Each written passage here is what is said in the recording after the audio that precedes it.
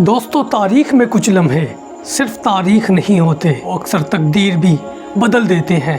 ایسا ہی ایک لمحہ تھا جب قسطنطنیہ کے فلک بوس میناروں پر پہلی بار آذان کی صدا گونجی تھی، جب صلیب کا نشان ہلال کے سائے میں آ گیا تھا، جب ایک 21 سالہ نوجوان نے وہ کر دکھایا جو 800 سال تک دنیا کے عظیم ترین بادشاہ بھی نہ کر سکے تھے۔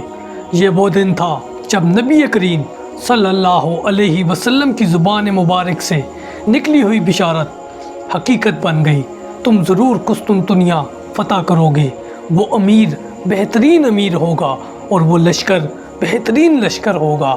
اس وقت قسطنطنیہ جو رومیوں کا دارالحکومت تھا، جسے دنیا کا دل کہا جاتا تھا، جسے ہر طرف سے سمندر اور ناقابل شکست دیواروں نے گھیر رکھا تھا، جسے مسلمانوں نے 8 صدیوں میں درجنوں بار فتح کرنے کی کوشش کی تھی، لیکن ہر بار وہ دیواریں مضبوط رہیں، ہر بار قسطنطنیہ بچ گیا۔ لیکن اس بار قیادت محمد بن مراد کے ہاتھ میں تھی، جسے تاریخ سلطان محمد فاتح کے نام سے جانتی ہے۔ اس کے سینے میں ایک حدیث کا خواب تھا اور ہاتھ میں وہ حکمت، علم اور جنگی مہارت جو تاریخ کے دھارے کو موڑنے کے لیے کافی تھی۔ یہ ویڈیو صرف ایک جنگ کی کہانی نہیں، یہ اس ایمان، صبر، قربانی اور قیادت کا ایک بہت بڑا قصہ ہے جس نے اسلام کو یورپ کے دروازے پر پہنچا دیا۔ آئیے چلتے ہیں 1453 کے اس محاذ کی طرف جہاں زمین لرز رہی تھی اور تاریخ ایک نئے باب کے لیے تیاری کر رہی تھی۔ دوستو، قسطنطنیہ صرف ایک شہر نہ تھا، بلکہ امت مسلمہ کا وہ خواب تھا جو نسل در نسل دلوں میں دھڑکتا رہا، اور اب سلطان محمد ثانی کے دل میں یہ خواب ایمان کی شدت سے پروان چڑھنے لگا تھا۔ 1451 عیسوی میں جب سلطان مراد کا انتقال ہوا، تب سلطنت عثمانیہ کے تخت پر صرف ایک 19 سال کا نوجوان بیٹھا۔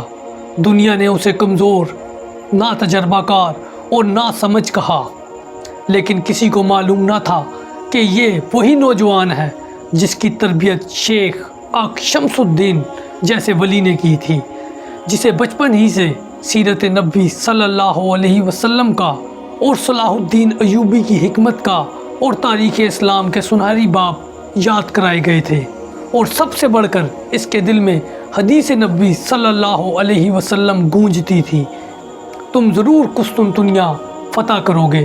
سلطان محمد نے عہد کیا، یا قسطنطنیہ فتح ہوگا یا پھر میں فنا ہو جاؤں گا۔ سب سے پہلے سلطان محمد نے قسطنطنیہ کے جغرافیہ کا مکمل مطالعہ کیا۔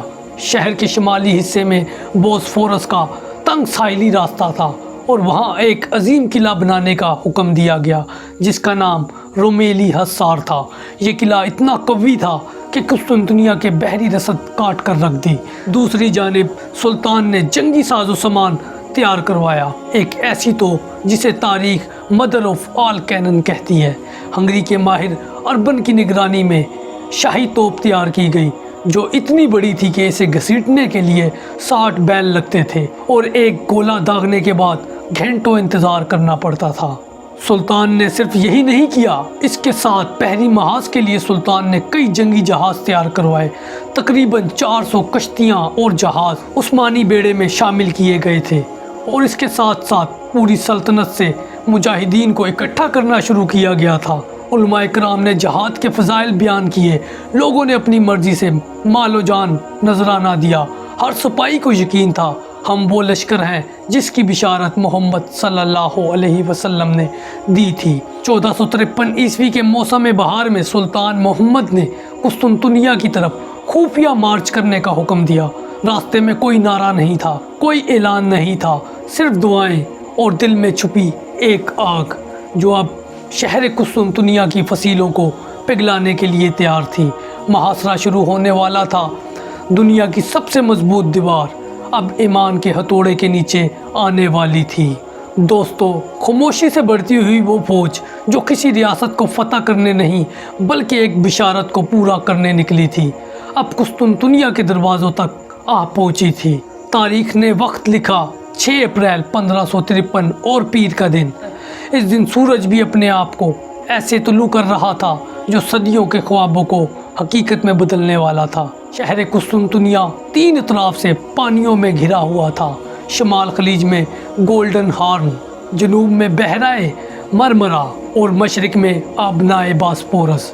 شہر کی مغربی سمت جہاں سے سلطان محمد نے حملہ کرنا تھا، وہاں دیوار تھیوڈوسس 3 تہوں والی 40 فٹ بلند 15 فٹ چوڑی اور برجوں سے آراستہ تھی۔ اندر شہر میں تقریباً 9000 کے قریب سپاہی، جن میں جنیوا کے ماہرین اور صلیبی رضاکار شامل تھے، جو دفاع قسطنطنیہ پر مامور تھے۔ دوسری طرف سلطان محمد کے پاس تقریباً 80,000 سے لے کر 1 لاکھ تک مجاہدین کی فوج تھی، جن کے دلوں میں صرف ایک ارادہ تھا، فتح یا شہادت۔ سلطان محمد نے سب سے پہلے شاہی توپ جو اربن نے تیار کی تھی، اس کو دیوار کے عین سامنے نصب کروایا۔ اس توپ کا گولہ جب چلتا تو زمین کانپتی اور فصیلوں پر زلزلہ سا آ جاتا۔ پہلا گولہ جیسے ہی قلعے کی دیوار سے ٹکرایا، بازنطینی سپاہیوں نے سمجھ لیا کہ یہ محاصرہ کوئی عام محاصرہ نہیں۔ توپوں کے ساتھ ساتھ منجیقیں، تیر انداز اور غازیوں کی مختلف جماعتیں جو مسلسل شہر کی فصیل کو گرانے کی کوشش میں تھی۔ شہر کی سب سے بڑی دفاعی حکمت عملی سنہری زنجیر تھی، جو خلیج کے دہانے پر باندھی گئی تھی تاکہ عثمانی جہاز اندر نہ آ سکیں۔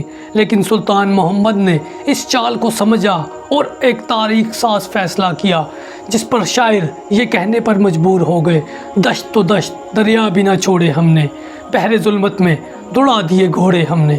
اب سلطان نے کہا کہ جہازوں کو خشکی پر چڑھا کر پہاڑیوں کے پیچھے سے گھسیٹا جائے اور ایک ناقابل یقین منصوبہ بنایا۔ ایک رات جب دنیا سو رہی تھی، سلطان کے سپاہی درختوں کے تنوں پر چربی اور تیل لگا کر راستہ ہموار کر چکے تھے۔ تقریباً 70 عثمانی جہازوں کو رسیوں سے باندھ کر خشکی پر چلایا گیا، ایک ایسا عمل جس سے دنیا آج بھی حیران ہے۔ پھر اگلے دن صبح جب بازنطینی نیند سے جاگے تو وہ حیرت سے دنگ تھے، کیونکہ عثمانی بحری بیڑا اب شہر کے اندر خلیج میں موجود تھا۔ دوستو، جنگ اب مزید زور پکڑ چکی تھی۔ روزانہ توپوں سے فصیلوں پر گولے برسائے جاتے تھے، راتوں کو نقب زن چھاپا مار کارروائیاں کرتے تھے، اور ہر دن قسطنطنیہ کی سانسیں تیز ہو جاتی تھی۔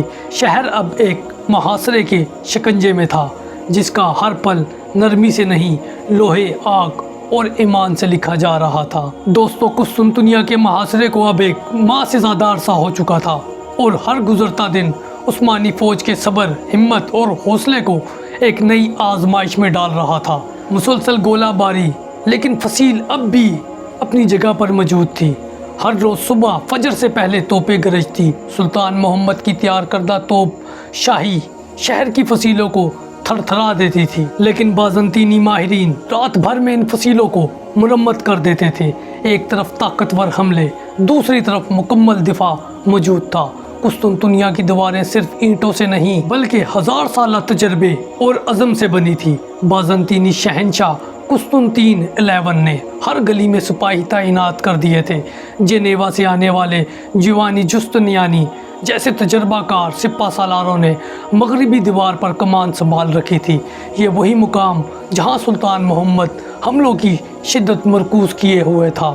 اس محاصرے میں جہاں صلیبیوں کی نیندیں اڑی تھی، وہیں عثمانیوں کو بھی کئی مشکلات کا سامنا تھا۔ خوراک کی قلت، محاصرہ طویل ہو چکا تھا، فوج کی تعداد زیادہ، رسد کم، قریبی علاقوں سے خچروں اور اونٹوں کے ذریعے سامان پہنچایا جا رہا تھا، مگر بحری راستوں پر مکمل کنٹرول نہ ہونے کی وجہ سے سپلائی متاثر ہو رہی تھی۔ مسلسل بارش اور گندگی کی وجہ سے پاس کیمپوں میں بیماریاں پھیلنے لگی۔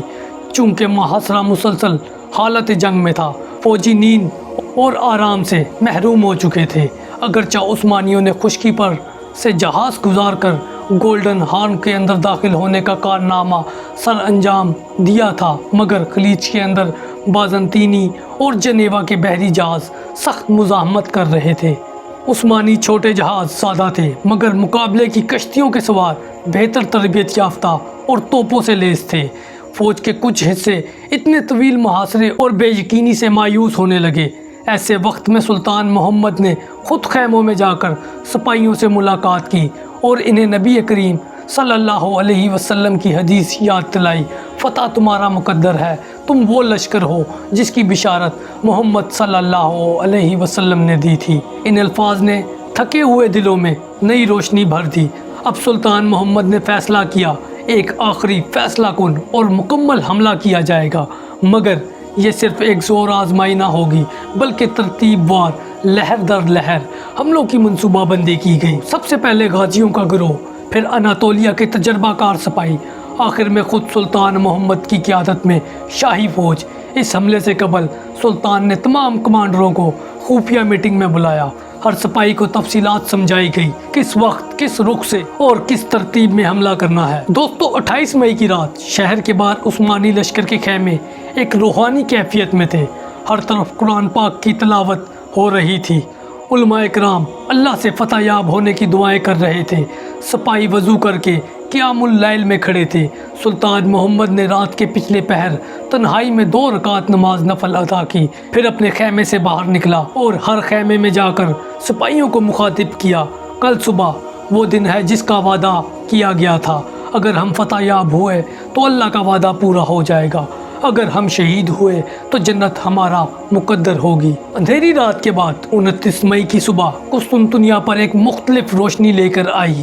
پہلی صف غازیوں کی دیواروں کی طرف بڑھ رہی تھی، تیر، پتھر، ابلتا تیل، ہر چیز ان پر برسائی گئی، لیکن وہ پیچھے نہ ہٹے۔ جب غازیوں کی صفیں تھکنے لگی تو دوسری لہر اناطولی سپاہیوں نے قدم سنبھالے۔ جب تمام دیواریں کمزور ہو چکی تھی تو سلطان محمد نے اعلان کیا، اب میرا لشکر حملہ کرے گا۔ شاہی فوج نے قلعے کے اہم دروازے سینٹ رومن گیٹ کو نشانہ بنایا۔ اسی دوران بازنطینی کمانڈر جستنیانی شدید زخمی ہو گیا، جس سے شہر کے دفاع میں بھاری خلل پیدا ہوا۔ یہ لمحہ فیصلہ کن تھا اور عین اس وقت کیرکوپورٹا نامی ایک چھوٹا دروازہ غلطی سے کھلا رہ گیا۔ عثمانی فوج کا ایک دستہ اندر گھس گیا۔ کچھ ہی دیر میں شہر کی گلیوں سے نعرہ تکبیر کی صدائیں بلند ہونے لگی اور اب صلیب کے شہر پر ہلال کا سایہ چھانے والا تھا۔ 29 مئی 1453 عیسوی صبح کی وہ گھڑی جس کا ہر لمحہ تاریخ کے صفحات میں سنہری حروفوں سے لکھا گیا ہے۔ قسطنطنیہ، وہ شہر جو 1000 تک ناقابل تسخیر رہا، آج عثمانی پرچم تلے جھک چکا تھا۔ جب سلطان محمد کے شاہی لشکر نے سینٹ رومن گیٹ کو توڑا تو عثمانی فوج کئی راستوں سے اندر داخل ہو چکی تھی۔ بازنطینی دفاع بکھر چکا تھا۔ قسطنطین الیون نے اپنا تاج اتار دیا اور تلوار اپنے ہاتھ میں اٹھا لی اور آخری وقت تک لڑتے ہوئے مارا گیا۔ اس کی لاش کبھی نہ پہچانی جا سکی کیونکہ اس نے شاہی لباس بھی چھوڑ دیا تھا۔ سلطان محمد کے لشکر نے جیسے ہی قلعے کے اندر قبضہ مکمل حاصل کیا، سب سے پہلا کام آیا صوفیہ کی طرف بڑھنا تھا۔ آیا صوفیہ بازنطینی سلطنت کا روحانی مرکز تھا، جہاں ہزاروں عیسائی مرد و خواتین پناہ لیے بیٹھے تھے اور وہ لرز رہے تھے۔ انہیں صلیبی جنگوں کی خون ریزی آج بھی یاد تھی، جہاں فاتح سب کچھ جلا کر راکھ کر دیتے تھے۔ مگر سلطان محمد فاتح ایک فاتح سے بڑھ کر ایک رحم دل حکمران ثابت ہوا۔ جب سلطان محمد گھوڑے پر سوار آیا صوفیہ کے دروازے پر رکا، چند لمحے خاموشی سے شہر کی بوسیدہ دیواروں کو دیکھا اور پھر مٹی اٹھا کر اپنے سر پر ڈالی اور کہا، یہ شان بھی عارضی ہے، کل قسطنطین تھا، آج میں ہوں، مگر کل کسی اور کا وقت ہوگا۔ پھر سلطان آیا صوفیہ کے اندر داخل ہوا، نہ تلوار چلائی، نہ قیدی بنایا۔ سلطان نے اعلان کیا، جو اپنے گھروں میں رہے گا اسے امان دی جائے گی، جو چرچ میں ہے اسے بھی امان دی جائے گی، جو ہتھیار ڈال دے اسے بھی امان دی جائے گی۔ یہ اعلان سنتے ہی ہزاروں لوگ رو پڑے کیونکہ انہیں ایسی شفقت کی توقع نہ تھی۔ پھر سلطان نے خود آیا صوفیہ کی صفائی کروائی، زمین پر سجدہ کیا اور پہلی آذان بلند کروائی۔ قسطنطنیہ میں پہلی بار لا الہ الا اللہ کی صدا گونجی اور دنیا نے دیکھا طاقت کا اصل حسن صرف عدل و انصاف میں ہے۔ جب قسطنطنیہ مکمل فتح ہو گیا، سلطان نے شہر کو لوٹ مار سے بچانے کے لیے سخت احکامات جاری کیے۔ جو سپاہی قیدی ہوئے انہیں سزا دی گئی، عیسائیوں کو عبادت کرنے کی اجازت دی گئی، ان کے کلیساؤں کو نقصان نہ پہنچانے کا حکم دیا گیا۔ یہودیوں کو بھی واپس بلایا گیا جن کو پرانے دور میں جلا وطن کر دیا گیا تھا۔ بازار دوبارہ کھولے گئے، लोगों को रोज़मर्रा तिजारत की इजाज़त दी गई। बाज़ंतीनी शहरियों को नए हुकूक दिए गए और इन्हें रियासती कामों में शामिल किया गया। फतह के बाद सुल्तान ने इदरना से सल्तनत का दारुल हुकूमत अब कुस्तुनतुनिया मुंतकिल कर दिया था। यूं ये शहर इस्लामी तहजीब का मरकज़ और खिलाफत उस्मानिया का नया कलब बन गया था। सुल्तान ने आया सोफिया को मस्जिद में तब्दील करने का ऐलान किया, लेकिन इसके अंदर फ़न तामीर, मौज़ीक़ और तस्वीर को महफूज रखा गया। आया सोफिया को मदरसे, खानका और जामिया का दर्जा दिया गया। ये वही आया सोफिया था जिसे सलीबियों ने 1204 में जला दिया था, मगर एक मुसलमान सुल्तान ने आया सोफिया को इज़्ज़त बख्शी। दोस्तों, कुस्तुनतुनिया की फ़तह का मतलब सिर्फ एक शहर की शिकस्त ना थी, बल्कि पूरे यूरोप के लिए खतरे की एक घंटी थी। वेटिकन, हंगरी, पोलैंड और पूरे रोमन कैथोलिक ब्लॉक में खौफ की एक लहर दौड़ गई। कलीसियाओं ने नई सलीबी मुहिमात की कोशिश की, लेकिन अब देर हो चुकी थी। सुल्तान मोहम्मद ने कुस्तुनतुनिया को फ़कत फ़तह ना किया था, बल्कि उसमें एक नया तमद्दुन, एक नई तहजीब और एक नया इंसाफ कायम कर दिया था। दोस्तों, तारीख़ के सफ़ात पर कुछ लम्हात ऐसे रकम होते हैं जो सदियों के तूफ़ानों का सामना करते हुए भी मिट नहीं पाते। कुस्तुनतुनिया का सुकूत भी एक ऐसा ही लम्हा था, एक ऐसी फ़तह जो न सिर्फ एक शहर का मुहासरा ख़त्म होने का ऐलान था, बल्कि एक नई दुनिया के आगाज़ का निशान भी था। सुल्तान मोहम्मद फ़ातेह ने सिर्फ किले की दीवारें नहीं तोड़ी, बल्कि 1000 साला गुरूर को दफन कर दिया था और दुनिया को ये बावर करवाया कि ईमान, इल्म, हिकमत और हिकमत अमली के संगम पर जब कोई लश्कर खड़ा होता है तो वो सिर्फ शहर नहीं फतह करता, वो दिलों, तहजीबों और मुस्तकबिल को भी तस्खीर करता है। कुस्तुनतुनिया का नाम बदलकर इस्लाम बोल रखा गया, यानी इस्लाम का शहर, और वहाँ अज़ान की पहली आवाज़ सिर्फ एक इबादत की सदा नहीं थी, बल्कि उसने सदियों पर मुहित खामोशी को तोड़ दिया। ये फ़तह मुसलमानों के ज़वाल के बाद एक नए रोशन बाब की शुरुआत थी, जिसने आलम इस्लाम को एक नई सिमत दिखाई। आज भी जब हम इस अजीम फ़तह की तारीख़ पढ़ते हैं तो हमें याद आता है कि कामयाबी सिर्फ हथियारों से नहीं, नीयत, सब्र, कुर्बानी और यकीन से हासिल होती है। सुल्तान मोहम्मद फ़ातेह ने जो करके दिखाया वो आज भी हर नौजवान के लिए एक मशले राह है। और यूं वो शहर जिसे सलीबियों ने नाकाबिल शिकस्त कहा, इस्लाम के कदमों में अब झुक चुका था। अगर आपको ये वीडियो पसंद आई तो हमें अपनी फ़ीडबैक दीजिए, इसको अपने दोस्तों के साथ शेयर कीजिए और वीडियो को लाइक भी कीजिए। जज़ाकुमुल्लाह खैरा। अस्सलामु अलैकुम।